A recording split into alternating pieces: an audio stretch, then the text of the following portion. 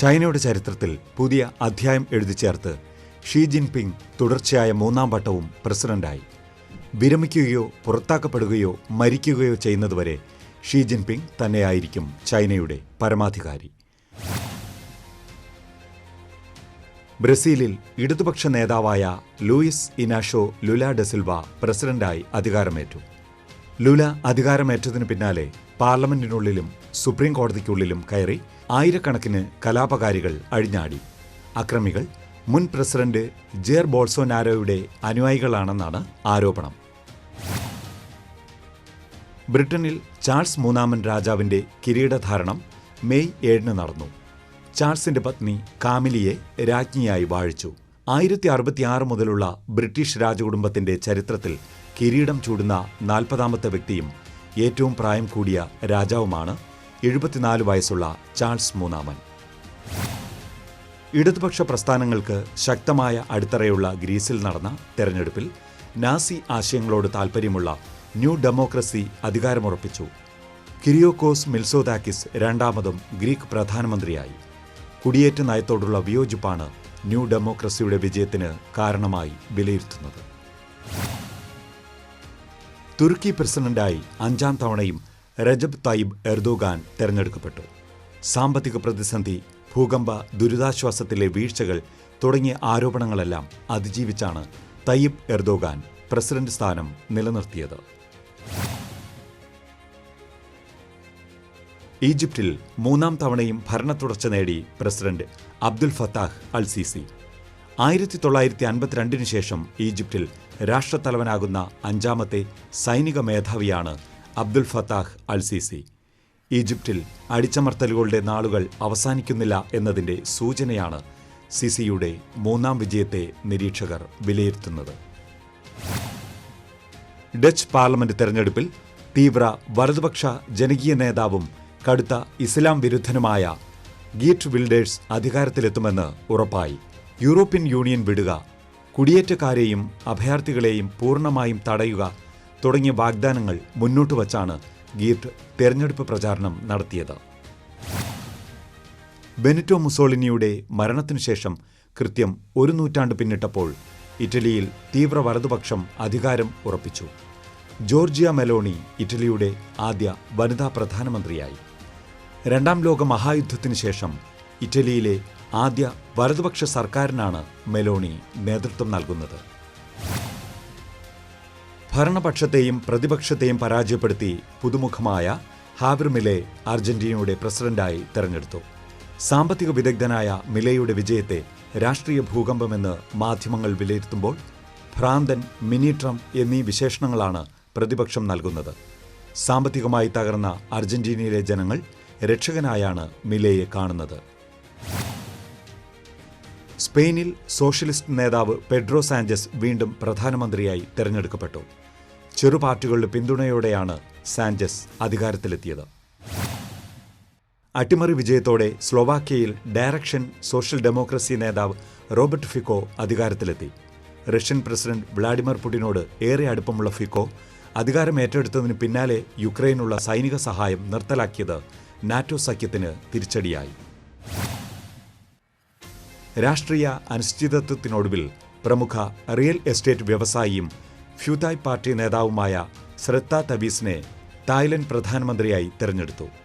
സ്രെത്ത അധികാരമേറ്റതിനു പിന്നാലെ പ്രവാസ ജീവിതം നയിച്ചിരുന്ന മുൻ പ്രധാനമന്ത്രി തക്സിൻ ഷിനവത്ര തായ്ലൻഡിലെത്തിയത് ഏറെ വാർത്താ പ്രാധാന്യം നേടിയിരുന്നു.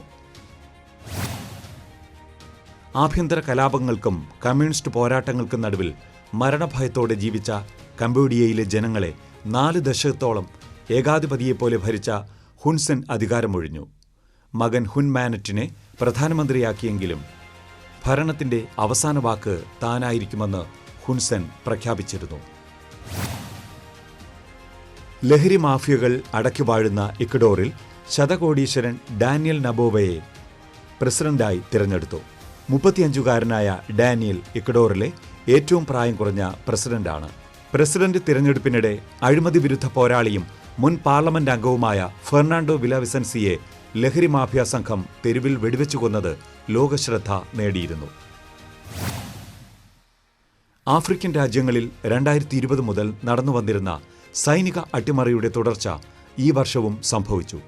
പടിഞ്ഞാറൻ ആഫ്രിക്കൻ രാജ്യമായ നൈജറിൽ തിരഞ്ഞെടുക്കപ്പെട്ട പ്രസിഡന്റ് മുഹമ്മദ് ബാസൂമിനെ അട്ടിമറിച്ച് സൈന്യം ഭരണം പിടിച്ചെടുത്തു. പിന്നാലെ സൈനിക ജനറൽ അബ്ദുറഹ്മാൻ ചിയാനി രാഷ്ട്രത്തലവനായി സ്വയം പ്രഖ്യാപിച്ച് അധികാരം ഉറപ്പിച്ചു. നോർവീജിയൻ നാടകകൃത്തും നോവലിസ്റ്റുമായ യുവൻ ഫൊസേക്കിനാണ് ഈ വർഷത്തെ സാഹിത്യത്തിനുള്ള നൊബേൽ പുരസ്കാരം.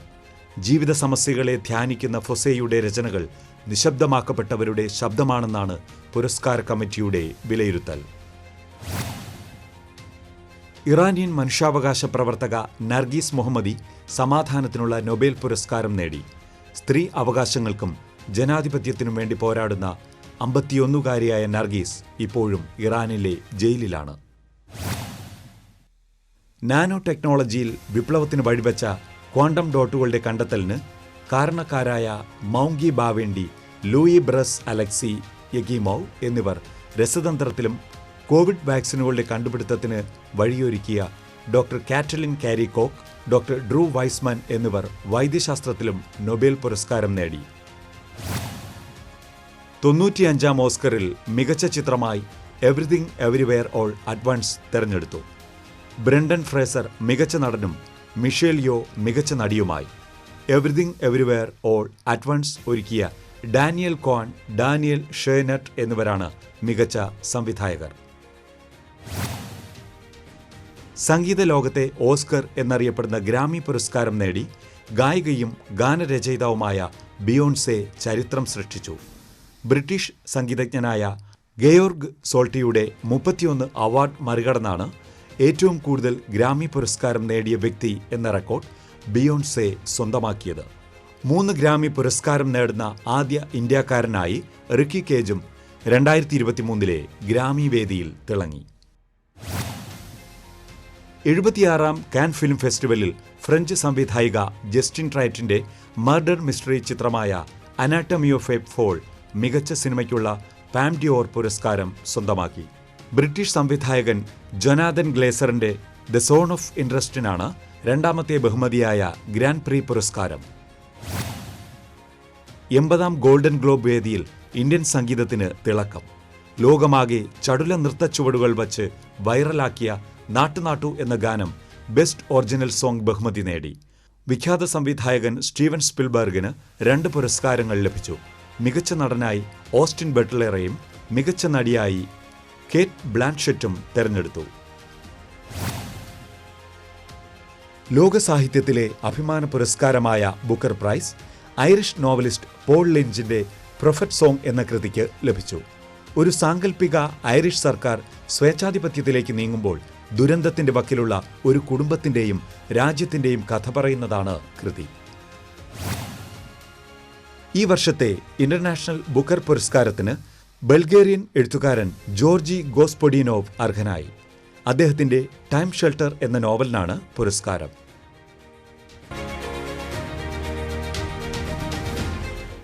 ആഗോള കത്തോലിക്കാ സഭയ്ക്ക് 8 വർഷം നേതൃത്വം നൽകിയ എമരിറ്റിസ് മാർപ്പാപ്പ ബെനഡിക്ട് 16-ന് ലോകം സ്നേഹാഞ്ജലി നൽകി. വത്തിക്കാനിലെ സെന്റ് പീറ്റേഴ്സ് ബസലിക്കയിലെ ഗ്രോട്ടോയിൽ പാപ്പായുടെ ഭൗതികദേഹം കബറടക്കി. 20-ാം നൂറ്റാണ്ടിൽ ലോകത്തിൽ ഏറ്റവുമധികം സ്വാധീനം ചെലുത്തിയ നയതന്ത്രജ്ഞനായ ഹെൻറി കിസിഞ്ചർ 2023 100-ാം വയസ്സിൽ ഓർമ്മയായി.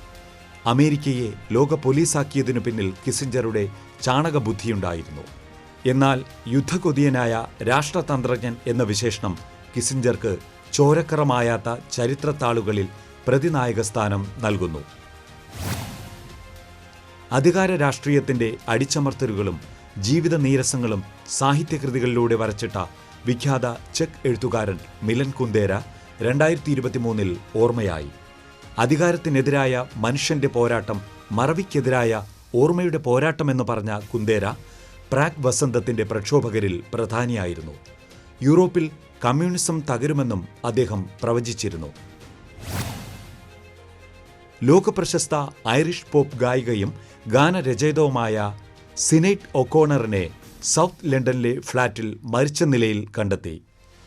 ലോകത്തെമ്പാടും ആരാധകരെ സൃഷ്ടിച്ച സിനൈഡ് 10 സംഗീത ആൽബങ്ങൾ പുറത്തിറക്കിയിട്ടുണ്ട്.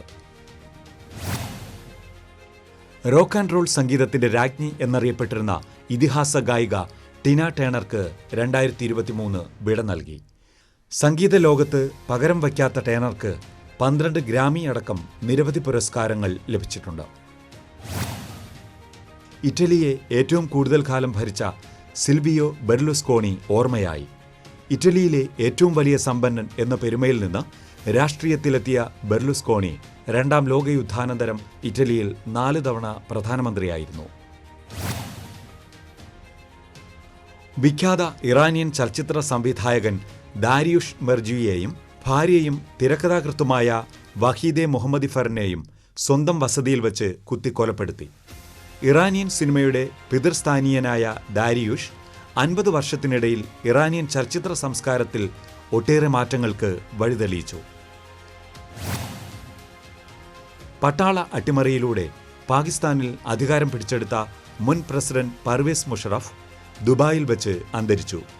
സൈനിക മേധാവിയായ മുഷറഫ് 1999 കാർഗിൽ യുദ്ധത്തിന്റെ സൂത്രധാരനായിരുന്നു. നവാസ് ഷെരീഫ് സർക്കാരിനെ അട്ടിമറിച്ചാണ് പർവേസ് അധികാരം പിടിച്ചെടുത്തത്.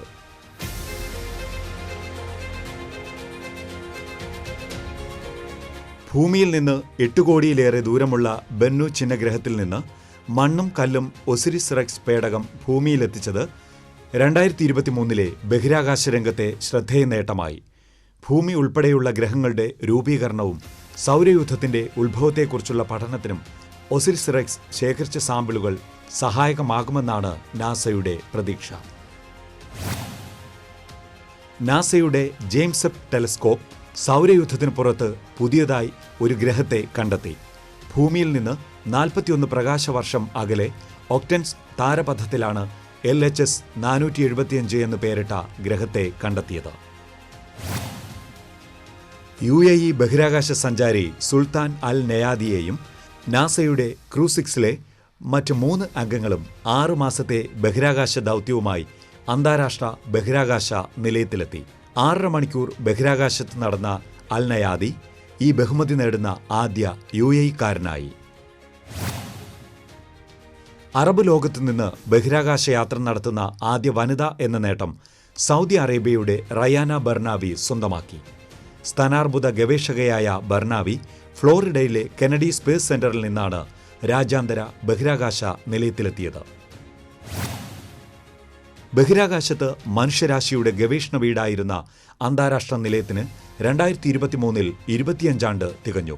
2031 ബഹിരാകാശ നിലയത്തിന്റെ പ്രവർത്തനം അവസാനിപ്പിക്കാനാണ് തീരുമാനം. മനുഷ്യരാശിയുടെ പുരോഗതിയിലേക്ക് നയിച്ച അനേകം ഗവേഷണങ്ങൾ സാക്ഷ്യം വഹിച്ച ബഹിരാകാശ നിലയത്തിന് ശാന്തസമുദ്രത്തിൽ അന്ത്യവിശ്രമം ഒരുക്കാനുള്ള തയ്യാറെടുപ്പിലാണ് നാസ. ഭൂമിക്ക് പുറത്ത് ബഹിരാകാശത്ത് ചിത്രീകരിച്ച ആദ്യ ഫീച്ചർ ലെങ്ത് ഫിക്ഷൻ സിനിമയായ ദ ചലഞ്ച് ലോകമെങ്ങും റിലീസ് ചെയ്തു. ബഹിരാകാശ സഞ്ചാരികളോടൊപ്പം റഷ്യയിലെ അറിയപ്പെടുന്ന നടിയായ യൂലിയ പെരേസിൽഡ് മുഖ്യ കഥാപാത്രത്തെ അവതരിപ്പിച്ചു. ഐക്യരാഷ്ട്രസഭയുടെ ഉപരോധങ്ങളും ലോകരാജ്യങ്ങളുടെ മുന്നറിയിപ്പും അവഗണിച്ച് ഉത്തര കൊറിയ നിരവധി ആണവ മിസൈൽ പരീക്ഷണം 2023 നടത്തി. ലോകത്തെ ഏറ്റവും ശക്തമായ ആണവരാജ്യമായി ഉത്തര കൊറിയയെ മാറ്റുകയാണ് ലക്ഷ്യമെന്ന് പ്രസിഡന്റ് കിം ജോങ് ഉൻ പ്രഖ്യാപിച്ചു.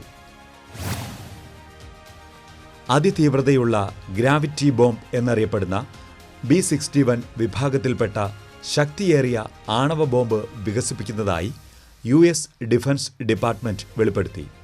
ആണവ പരീക്ഷണ നിരോധന ഉടമ്പടിയിൽ നിന്ന് റഷ്യ പിന്മാറിയതിനു പിന്നാലെയാണ് മാനവരാശിയെ ഭയപ്പെടുത്തുന്ന വാർത്ത US പുറത്തുവിട്ടത്.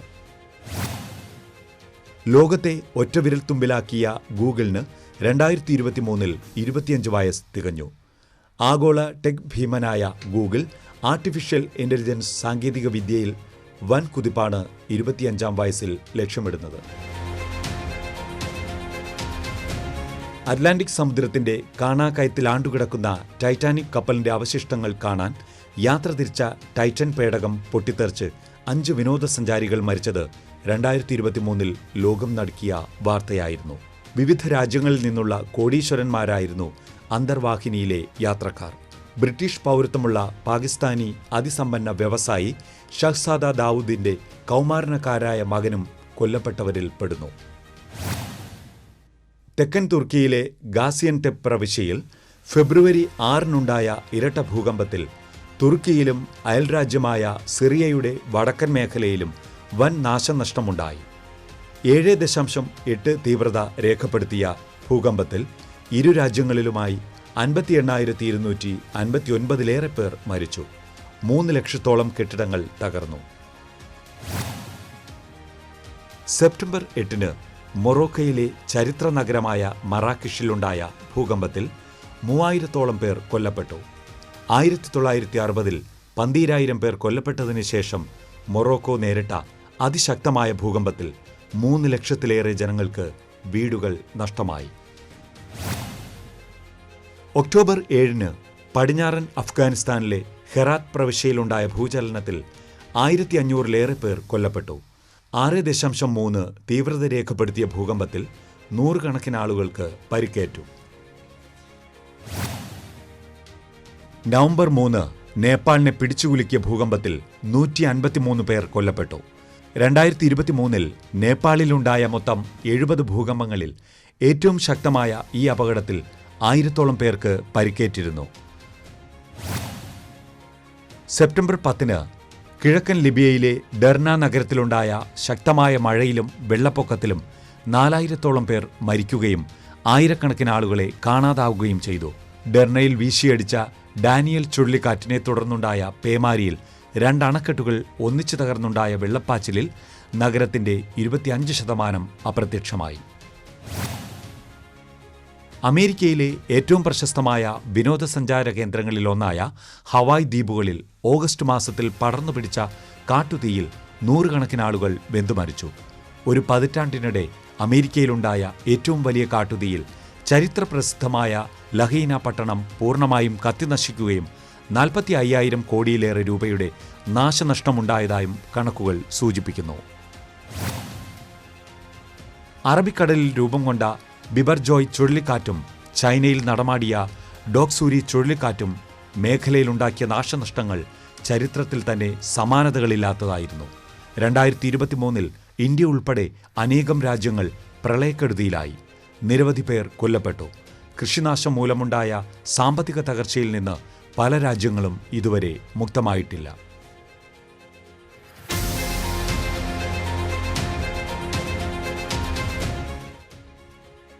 നിർമ്മിത ബുദ്ധി സാങ്കേതിക വിദ്യ ഉയർത്തുന്ന വെല്ലുവിളികൾ നേരിടുന്നതിനുള്ള പ്രഥമ ആഗോള ഉച്ചകോടി ബ്രിട്ടനിൽ നടന്നു.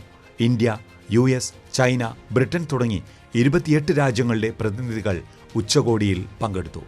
നിർമ്മിത ബുദ്ധിയുടെ ഭീഷണി ഒറ്റക്കെട്ടായി ചെറുക്കാൻ ഉച്ചകോടിയിൽ പങ്കെടുത്ത രാജ്യങ്ങളിലെ പ്രതിനിധികൾ തീരുമാനിച്ചു.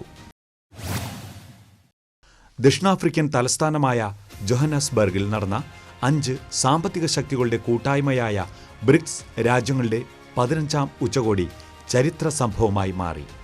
6 രാജ്യങ്ങൾക്ക് കൂടി ബ്രിക്സിൽ അംഗത്വം നൽകാൻ തീരുമാനിച്ചത് ഉച്ചകോടിയെ ശ്രദ്ധേയമാക്കി. പാകിസ്ഥാനെ കൂട്ടായ്മയിൽ ചേർക്കാൻ ചൈന സമ്മർദ്ദം ചെലുത്തിയെങ്കിലും ഇന്ത്യയുടെ എതിർപ്പു കാരണം നടന്നില്ല. 7 സമ്പന്ന രാജ്യങ്ങളുടെ കൂട്ടായ്മയായ G7-ന്റെ 49ാം ഉച്ചകോടി ജപ്പാനിലെ ഹിരോഷിമയിൽ നടന്നു.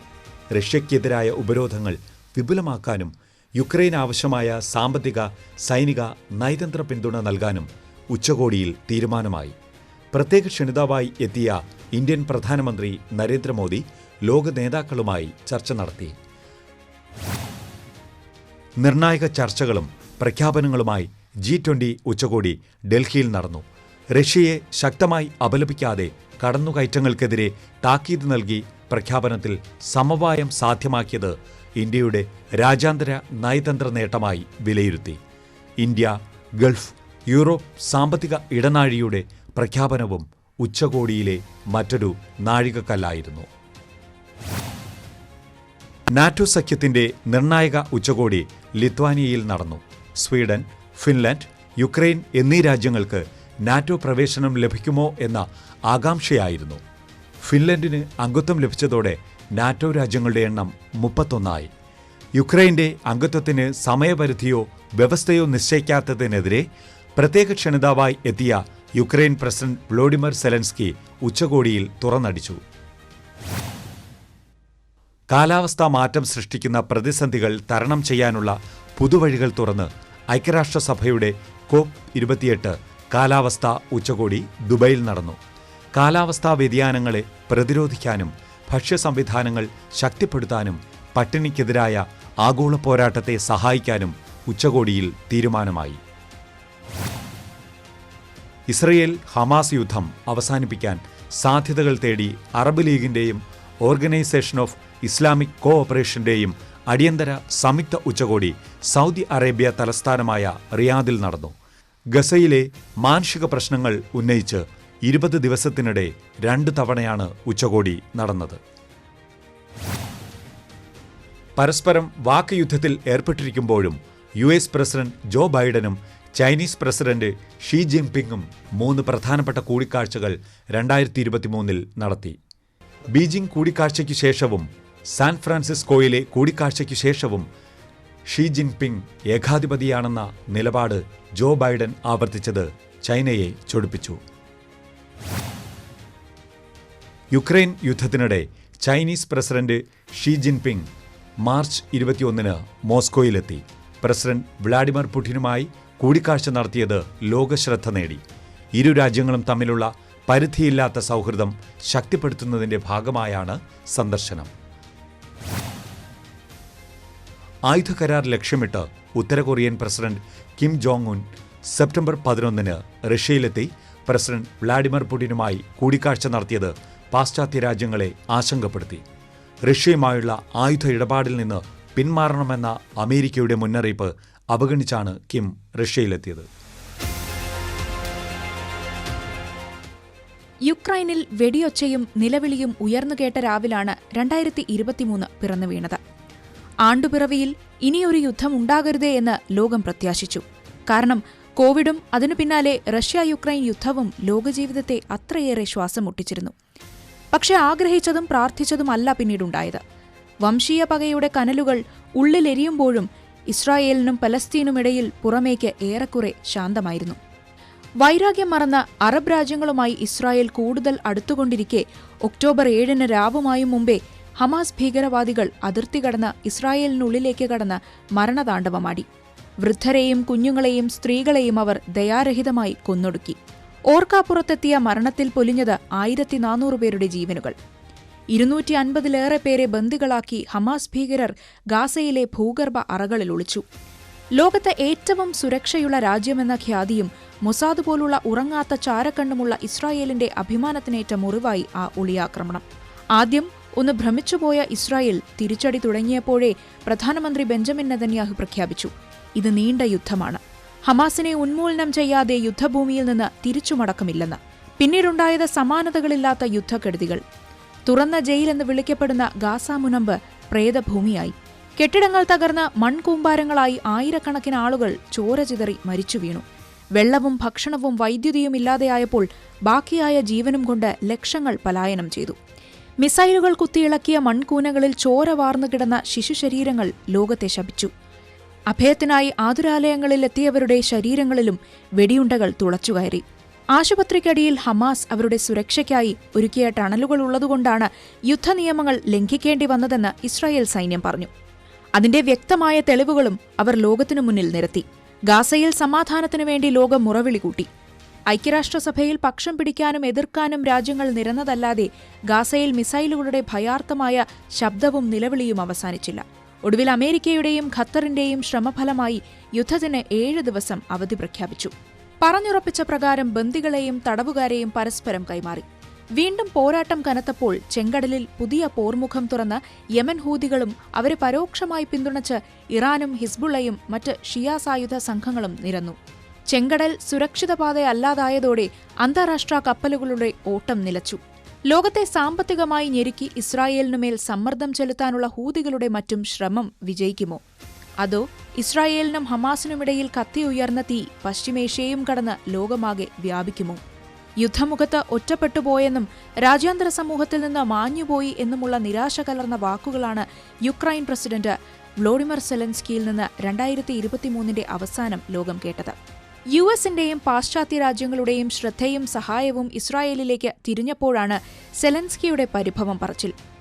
റഷ്യ-യുക്രൈൻ യുദ്ധത്തിൽ തുടക്കത്തിൽ ഉത്സാഹികളായിരുന്ന യൂറോപ്യൻ രാജ്യങ്ങൾക്ക് നീണ്ടുപോകുന്ന യുദ്ധം ഇപ്പോൾ മടുത്തതുപോലെയാണ്. പല യൂറോപ്യൻ രാജ്യങ്ങളും യുക്രൈന് നൽകിയിരുന്ന സഹായം നിർത്തലാക്കി. യുദ്ധത്തിന്റെ തുടക്കത്തിൽ ലഭിച്ചിരുന്ന പണത്തിന്റെ ഒഴുക്ക് നിലച്ചതാണ് യുക്രൈൻ നേരിട്ട ഏറ്റവും വലിയ പ്രതിസന്ധി. സഹായം ചോദിച്ചിട്ടും കിട്ടാതെ വന്നപ്പോൾ ജോ ബൈഡനെയും മറ്റും നേരിൽ കണ്ട് കാര്യങ്ങൾ ബോധ്യപ്പെടുത്താൻ US-ലേക്ക് പോയ സെലൻസ്കി ഒടുവിൽ വെറും കൈയോടെ തിരിച്ചുമടങ്ങി. നാറ്റോ സഖ്യത്തിൽ അംഗമാകുമെന്ന മോഹത്തിലേക്ക് ഒരു ചുവടുപോലും മുന്നോട്ട് വയ്ക്കാൻ അനുവദിക്കാതെയായപ്പോൾ നാറ്റോ ഉച്ചകോടിയിലും നിരാശ കലർന്ന സെലൻസ്കിയുടെ മുഖം ലോകം കണ്ടു. 1.5 വർഷമായി തുടരുന്ന യുദ്ധത്തിൽ യുക്രൈൻ നഷ്ടമായത് സൈനികരെയും പൗരന്മാരെയും മാത്രമല്ല, രാജ്യത്തിന്റെ തന്ത്രപ്രധാനമായ 4 പ്രവിശ്യകളും കൈപ്പിടിയിൽ നിന്നും ചോർന്നുപോയി. ഈ ശീതകാലം യുക്രൈൻ അതിജീവിക്കുമോ എന്ന സംശയമാണ് പല വിദഗ്ധരും മുന്നോട്ട് വയ്ക്കുന്നത്. യുക്രൈൻ യുദ്ധത്തിൽ 3.5 ലക്ഷത്തോളം സൈനികർക്ക് ജീവഹാനി സംഭവിക്കുകയോ പരിക്കേൽക്കുകയോ ചെയ്തിട്ടുണ്ടെന്ന അമേരിക്കൻ സ്റ്റേറ്റ് ഡിപ്പാർട്ട്മെന്റിന്റെ വെളിപ്പെടുത്തലിനെ നിരാകരിക്കുമ്പോഴും റഷ്യയ്ക്കും യുദ്ധം ബാക്കിവെക്കുന്നത് നഷ്ടക്കണക്കുകൾ തന്നെ.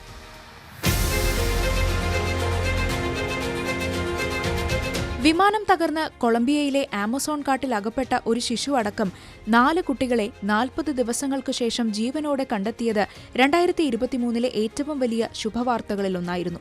ഓപ്പറേഷൻ ഹോപ്പ് എന്ന പേരിട്ട തിരച്ചിലിനിടെ കുട്ടികളുടെ അമ്മയുടെയും വിമാനത്തിന്റെ പൈലറ്റിന്റെയും സഹപൈലറ്റിന്റെയും മൃതദേഹങ്ങൾ കണ്ടെത്തിയിരുന്നു. ഭൂകമ്പത്തിൽ തകർന്ന ജപ്പാനിലെ ഫുക്കുഷിമ ആണവ നിലയത്തിലെ മലിനജലം പസഫിക് സമുദ്രത്തിൽ ഒഴുകുന്നതിനെ ചൊല്ലി ജപ്പാനും ചൈനയും തമ്മിൽ കൊമ്പുകോർത്തു. ജപ്പാനിൽ നിന്നുള്ള സമുദ്രോൽപ്പന്നങ്ങളുടെ ഇറക്കുമതി ചൈന നിർത്തിയത് ജപ്പാന് തിരിച്ചടിയായി. സിനിമാ പ്രവർത്തകരുടെ പണിമുടക്കിനെ തുടർന്ന് 60 വർഷത്തിനിടെ ഹോളിവുഡ് സിനിമാ ലോകം 2.5 മാസത്തോളം നിശ്ചലമായി. കലാകാരന്മാർക്ക് മെച്ചപ്പെട്ട തൊഴിൽ സാഹചര്യവും ലാഭവിഹിതവും വേണമെന്ന് ആവശ്യപ്പെട്ടായിരുന്നു സമരം. വൻ സാമ്പത്തിക പ്രതിസന്ധിയും പട്ടിണിയും അഭിമുഖീകരിക്കുന്നതിനിടെ മുൻ പ്രധാനമന്ത്രിയും തെഹ്രീക്കെ ഇൻസാഫ് നേതാവുമായ ഇമ്രാൻഖാനെ അറസ്റ്റ് ചെയ്തതിന് പിന്നാലെ സമാനതകളില്ലാത്ത കലാപവും ആക്രമണത്തിനും പോയ വർഷം പാകിസ്ഥാൻ സാക്ഷിയായി. യുക്രൈൻ യുദ്ധം നിർണായക ഘട്ടത്തിലെത്തി നിൽക്കെ കൂലിപ്പടയായ വാഗ്നർ ഗ്രൂപ്പ് വിമത നീക്കം നടത്തിയതിനെ തുടർന്ന് റഷ്യൻ പ്രസിഡന്റ് വ്ളാദിമിർ പുടിനും യെവ്ജനി പ്രിഗോഷിനും തമ്മിലകന്നു. വിമത നീക്കം നടത്തി 2 മാസം തികയും മുമ്പേ മോസ്കോയ്ക്കടുത്തുണ്ടായ വിമാന അപകടത്തിൽ പ്രിഗോഷിനും വാഗ്നർ ഗ്രൂപ്പിലെ ഉന്നതരുമടക്കം 10 പേർ കൊല്ലപ്പെട്ടു. US-ന്റെ തന്ത്രപ്രധാനമായ മേഖലയ്ക്ക് മുകളിൽ പ്രത്യക്ഷപ്പെട്ട ചൈനയുടെ ചാര ബലൂണിനെ US സൈന്യം മിസൈൽ ഉപയോഗിച്ച് തകർത്തതിനു പിന്നാലെ ഇരു രാജ്യങ്ങൾക്കുമിടയിൽ പ്രതിസന്ധി രൂക്ഷമായി. കാലാവസ്ഥാ നിരീക്ഷണത്തിനുള്ള ബലൂൺ ദിശ തെറ്റി എത്തിയതാണെന്ന ചൈനയുടെ വിശദീകരണം US തള്ളി. രാജ്യത്തെ സംബന്ധിക്കുന്ന രഹസ്യരേഖകൾ പരസ്യമാക്കിയതിന്റെ പേരിൽ US പ്രസിഡന്റ് ജോ ബൈഡനെതിരെയും മുൻ പ്രസിഡന്റ് ഡൊണാൾഡ് ട്രംപിനെതിരെയും അന്വേഷണത്തിന് ഉത്തരവിട്ടു. ക്രിമിനൽ കേസുകളുടെ പേരിൽ 4 പ്രാവശ്യമാണ് 2023 ട്രംപ് കോടതിയിൽ കയറിയിറങ്ങിയത്. ഇറാനിലെ പെൺകുട്ടികളുടെ വിദ്യാഭ്യാസം അവസാനിപ്പിക്കാൻ അവർക്ക് വിഷം നൽകിയ വാർത്ത ഭീതിയോടെയാണ് ലോകം കേട്ടത്. 1000-ഓളം വിദ്യാർത്ഥിനികൾക്ക് വിഷബാധയേറ്റ സംഭവത്തിനു പിന്നിൽ ഭീകര സംഘടനകളെയാണ് ഇറാൻ ഭരണകൂടം കുറ്റപ്പെടുത്തിയത്. യുക്രൈൻ ആക്രമണത്തിൽ കുട്ടികൾക്കെതിരെ മനുഷ്യാവകാശ ലംഘനം നടത്തിയതിന്റെ പേരിൽ റഷ്യൻ പ്രസിഡന്റ് വ്ളാദിമിർ പുടിനെ അന്താരാഷ്ട്ര ക്രിമിനൽ കോടതി യുദ്ധകുറ്റവാളിയായി പ്രഖ്യാപിച്ചു. അറസ്റ്റ് ചെയ്യാൻ സാധ്യതയുള്ളതുകൊണ്ട് പല രാജ്യാന്തര വേദിയിൽ നിന്നും പുടിൻ മാറി നിന്നു.